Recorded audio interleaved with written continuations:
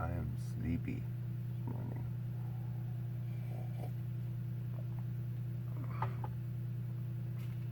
Um,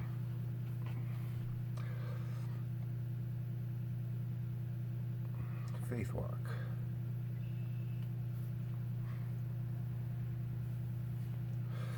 Just woke up.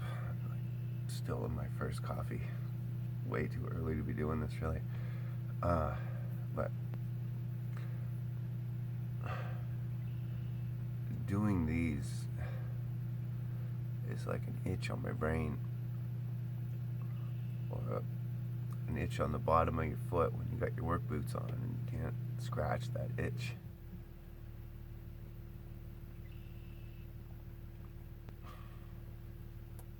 Anyway, so this is just release, really. But anyway, I was just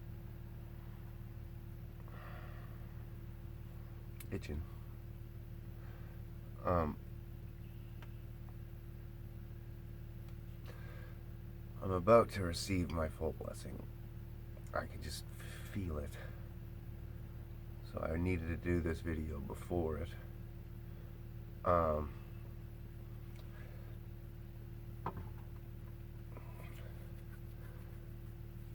When I gave up everything I owned,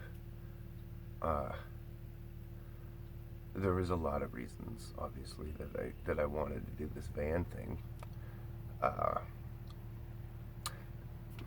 There was a lot of conveniences to me doing this van thing, I guess. There was only one reason that I did it. It was for God.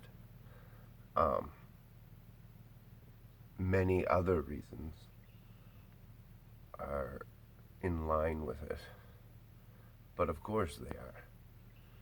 God wouldn't set me to do something that's against me or going to hurt me or whatever. He's going to strengthen me. He's going to try me. He's going to sharpen me. But he's never going to lead me down a bad path or whatever. And everything that he does get me to do is for my benefit. Eventually, hopefully, I pray to God that it's for his benefit as well. So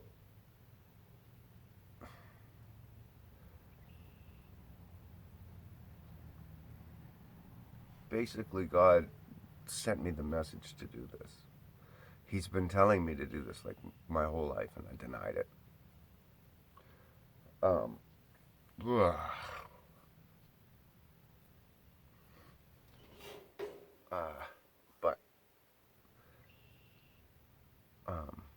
But this one, I'm just trying to figure out the right words to say this. The big bags under my eyes, fucking wiped.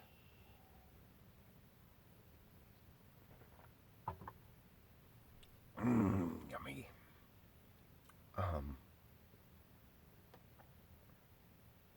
So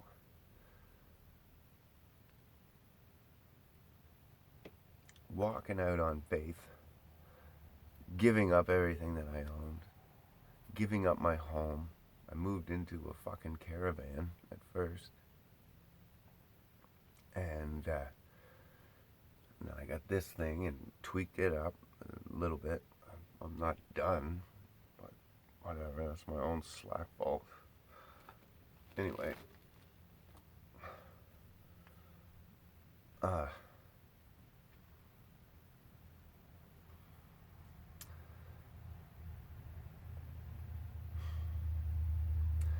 the way the blessings have rolled in, they've been just enough to do everything I need just as I needed to do it.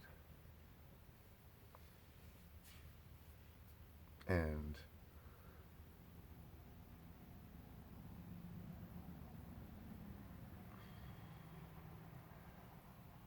whatever.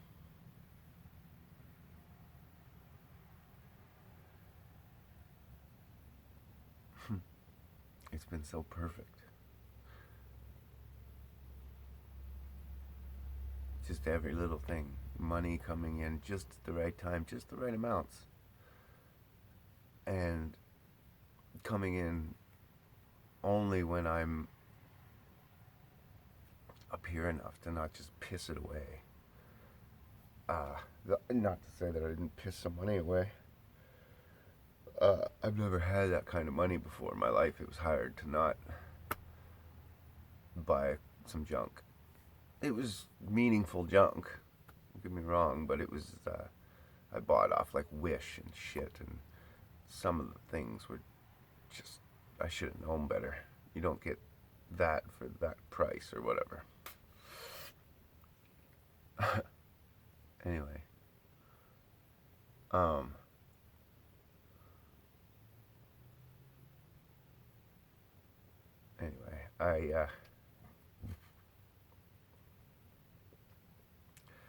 I can feel a cusp happening, and it's going to be a bigger blessing. It's going to be something that's unexplainable. That's the point. That's where I was. Fucking brain, wake up. I gotta make another coffee. But anyway, something that's unexplainable is going to happen, and it's going to, people are going to be angry about it, because the only thing that you're going to be able to say is, wow, that had to be from God.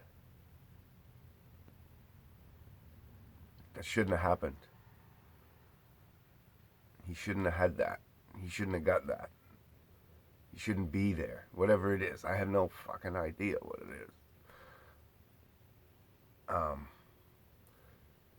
And like I said, the blessings have already just flowing in.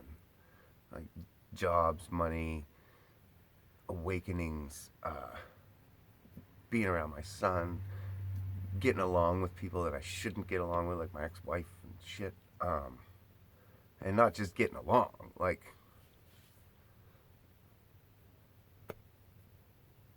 crazy.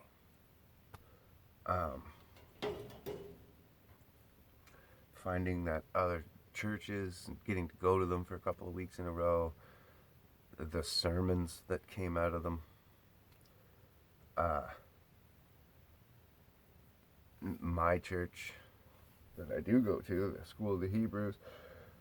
Oh, sorry, the School of the Hebrews is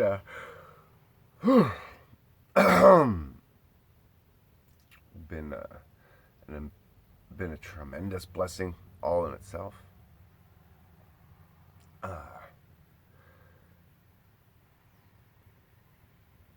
This van coming, I got this van without the roof, but still, and it just needed like brakes. There was a little body work there, windshield gasket, which was really easy because it's so old. I put the roof on, pitman arm, control arm, and a couple other little things.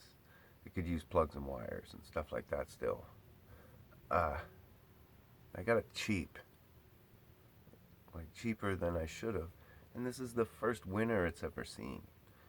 And then it only has like 250,000 on it or something, and probably not even that. When I got it, it was just over 200,000. And then I've put some miles on, but not that much. And just everything. One of my buddies, whenever I say it's God looks after me, or God this or God that, he always says, no, it's you. No, it's not me. Right? I went like, let's say it was 33 years, at least. Right? I went like 27 years without knowing God at all. And I was, yeah, right? But I fucked up a lot. And then I had like met God and had like a change period of about 5 years where I just had no idea. And then another year or so of more change that was so dramatic. And then God took over. in the last, say, 10. I keep trying to think back. And I keep thinking, was it just when I got baptized? But no, because just before I got baptized, I was on fire and things were happening. And I prayed about baptism and asked him, should I get baptized? And send me some kind of an answer. I need to know. He said, I'm giving you my heart, I give you my soul, but whatever. Oh, jeez, excuse me. I give you my heart, I give you my soul, I give you everything, my life. Do you actually need me to do the baptism? Does it really matter? Because I don't believe in anything that churches say, for the most part. I found some, but it took a long time. Most churches are just garbage. Anyway, I got a bunch of sermons that week about baptism and why to get baptized and that should, blah, blah. Anyway, I said, okay, that's answer enough for me. That's more than enough, right? And I got a couple, bunch, boom, boom, boom, right in a row. And it always happens that way. He speaks to me through amazing people. He's got some amazing people that he's picked that go out and speak these words, and they can explain things in such a way that just touches you, and you know that it's from God because you'd almost think that they're checking out your life online or something and following you around to give you the word that just you needed at the time.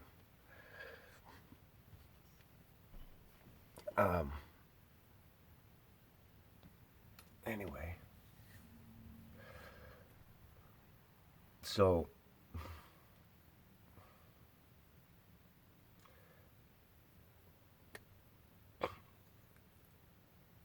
when I got to all of that, and then I got the baptism, then I went right on fire, and that was like,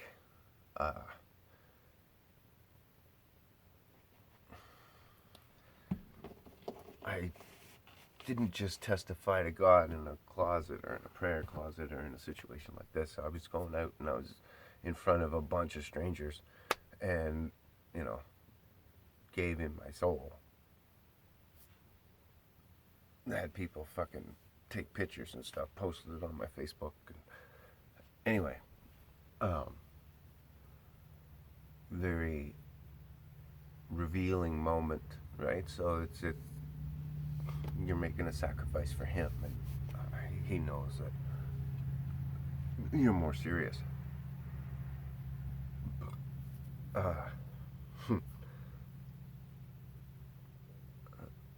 in my mouth. There we go. So once he knows you're serious, he can really become more serious himself. And then the Holy Ghost takes over, and I don't know, the fire just burned hotter. And I didn't think it could.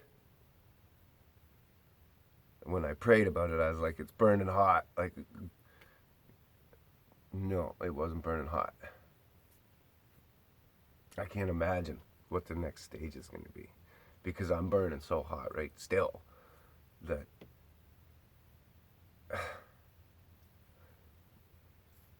my knowledge is linking up to the point that I'm like seeing different, and soon I'll be hearing different. That's my newest prayer. And with any luck, much like Bartholomew, I'll be able to witness the angels moving around on the earth.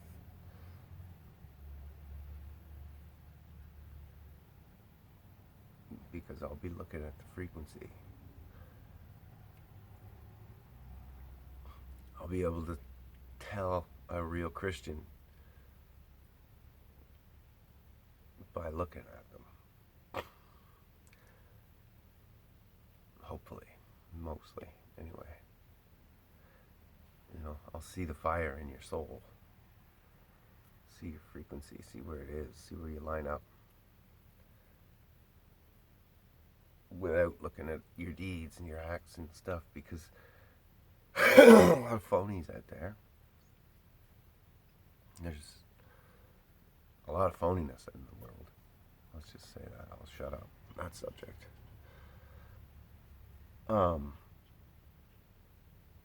Anyway, so my family is very atheist. And when I got the Abraham call, I thought, this will be good because it'll be able to show that he's real. You can't deny it. Like, here you go. Watch. And I feel it coming. And it's being preached to me that it's coming. So, and then I moved to this city and immediately got 2 jobs. As soon as I fucking started passing out I think I only passed out like 7 resumes. God's number. And 2 jobs. And good jobs. And in total opposite fields. Basically. Both with people, I guess. Both in the service industry. Wow. It's good to be in the service industry and in the service of people. Especially if you could be in the service of Christians. Excuse me, or Jews. Hebrews. Because being in the service of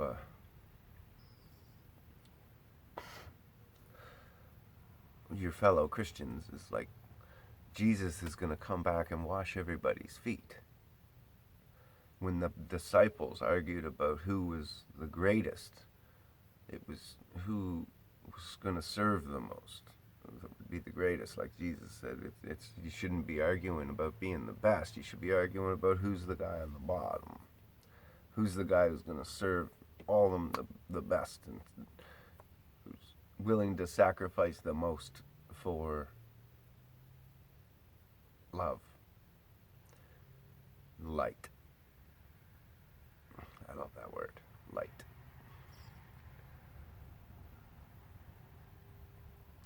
Let there be light. The very first creation. What do you think that was?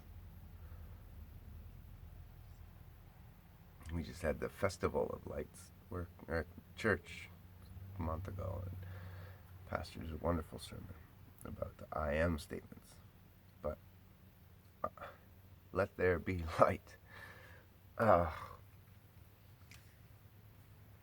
And then days later, he made the sun. And words change meaning all the time in the English dictionary. And God is light, right? But I mean, I think it was when he actually gave himself form.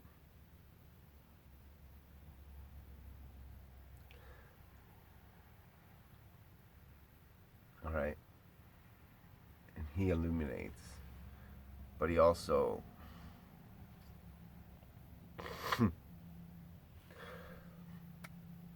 because he's light,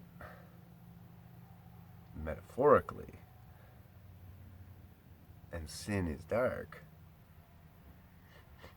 no matter how much he runs to somebody who's in sin and reaches for them and tries to see them, because they're in that sin, when he gets close, they have to leave. They run from him. They'll push away from him. And they'll disappear from him.